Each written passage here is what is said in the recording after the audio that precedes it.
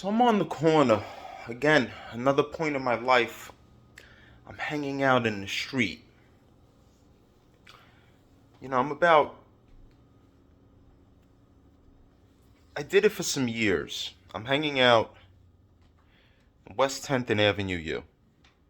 Majority of my developmental years, from a teenager on.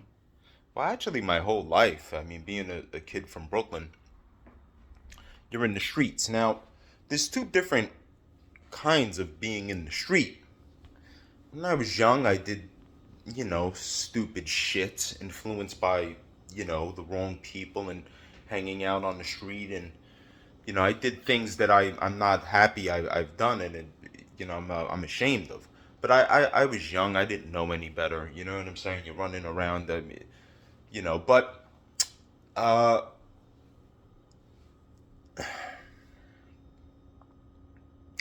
I didn't go too much in that direction. The music brought me out of that because I always had an interest in I'm the kid.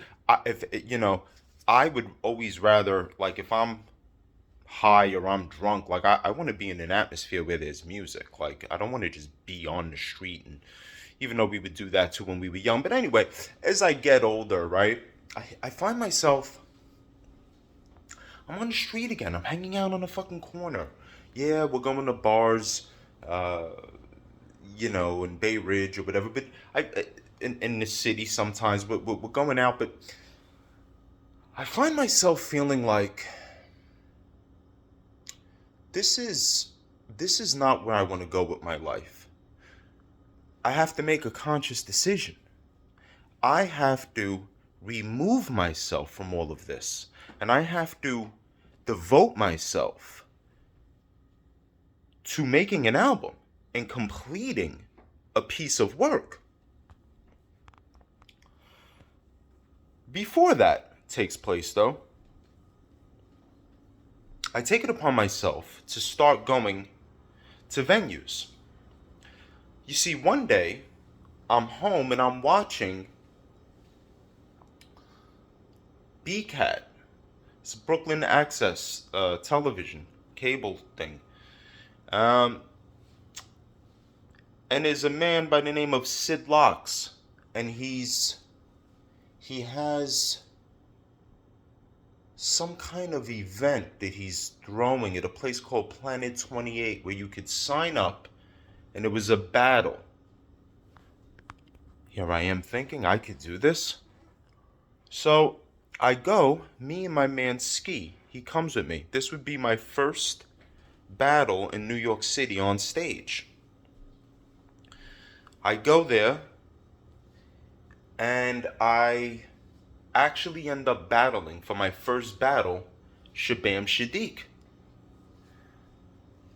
I have the large camouflage raver pants, but I have them tucked in my boots. So I look like they're big pants, but they're not wide legs, but they're incredibly baggy.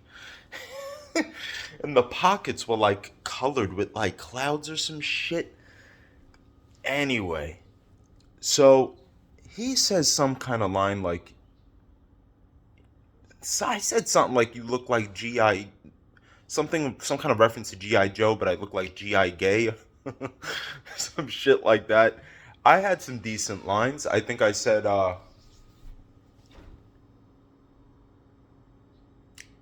you must be clinically insane, nuts like my balls. When I ejaculate lyrics, you're losing faith. No, like illegal graffiti, you must be off the wall. 3D graffiti, you must be off the wall, clinically insane, nuts like my balls. When I ejaculate lyrics, you're losing faith like Biggie Smalls. Some shit. I'm still getting this. I'm getting into the swing of things. But I try my hand, and it doesn't work. I lose. Or at least they announce me to lose. Right? If I look back, I don't know how I feel.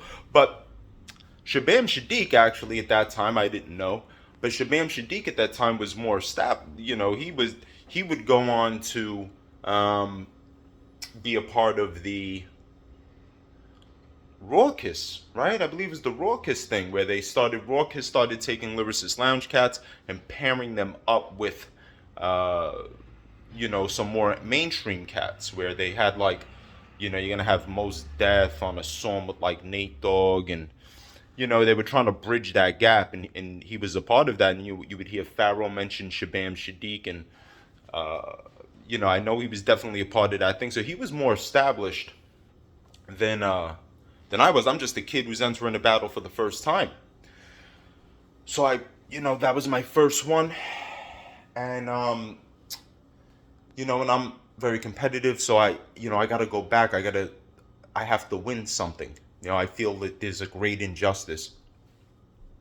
So I start going to these things. I start going to these things by myself. These open mics. I would show up. I'll have to take it back in another video and explain this. But I would show up to these events by myself with a radio. I went everywhere with a radio. I was known. I'm like the Radio Raheem of fucking Bay Ridge. So I'd show up with the radio. The line is packed. Wetlands, full line. Any venue, New Eurekan, anywhere I showed up, where there was a battle.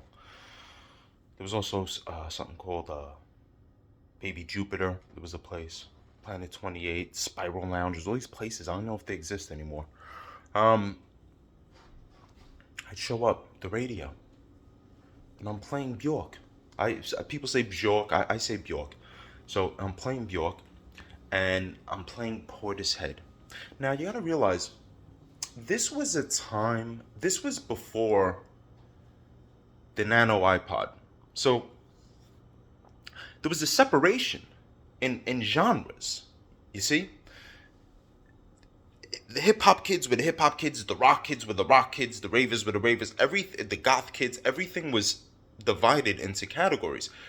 Then the iPod changed all of that, where it kind of got rid of the division, and you could see it kind of changed music, because the music became a blending of genres, where before then, like, rock heads were like all about rock, and it was like, to be rock you almost had to be anti-hip-hop. Like, many bands were like that. It wasn't common that you would have a rock band with hip-hop influence. It existed, but it was very rare.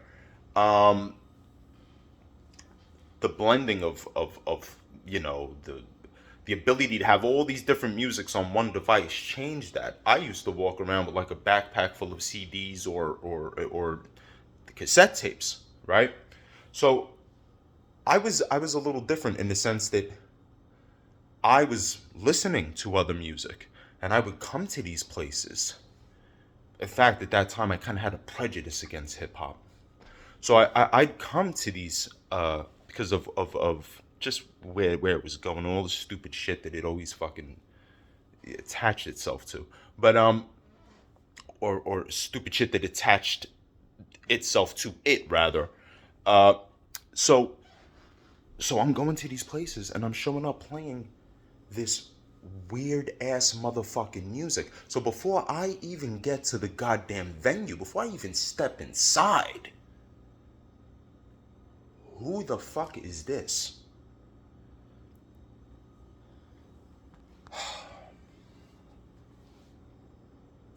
I am the show. I am the show inside the venue, and I am the show outside the venue. And my desire to show you who I am and what is inside of me is very, very strong. And you're going to see what that's made of. If I'm on the line, I'm going to start rapping. A lot of heads are going to turn. I'm nicer than your average dude in here. You see, because I know deep inside, I'm better than all of them. I feel that way. I'm outside, I'm gonna rap. I'm gonna turn heads. I'm gonna get into the venue. I'm gonna make an impact. I had to take a few L's before really getting the hang of things. Because when I came into it as a super lyrical guy, but the things that I valued were very technical things. It was, I would like to come up, do something like very patternized. Let me say something like, no dap for whack rappers, gat clappers, mac actors, back smack your back fracture, collapse your wax stature. I'm not. I was into things like that, where in the battle arena, it was more about the setup and the punchline. That would hit. So I'm coming with all of this stuff that I value, and it's good enough to get me. People know me. They know I'm nice. It gets me respect. But on the stage, it's not as effective as the setup punchline. After taking a few L's, I realized this. I go back to the drawing board, and I realize that I have to focus on that element. And I do start focusing on the element. Now I have an arsenal of punchlines. So I come back, and I start winning. I start winning these battles. And my approach was very, very stagnant and very robotic. I didn't seem to even care much about the beat. It was just like, line, pause, crowd applaud, okay, next line, like, this is, but it was enough. And it started to get to a point where I was expected to win. If I was in the venue, I was expected to win. If I wasn't gonna win, Immortal Technique was gonna win. But generally, I was gonna win if I was in the venue. Possibly C-Ray's Walls as well. Actually, me and C-Ray's ended up battling. He won. And then after that, he didn't want to battle. He wanted us to have like a truce. So we would end up on stage again after that, and it was just like we wouldn't battle each other because we were kind of like team. And so I so whatever. Long story short, because maybe someday I'll get into the details of all the different people I was around and stuff like that. But long story short, I'm winning battles, and I'm expected to win battles, and I know I can go there, and I know that like I can get like $275. I can get $500. I know I could win these things. I won a trophy. I won a record deal with Curtis Blow at a battle at a b-boy event. So here I am, and I'm battling, and I earn a name.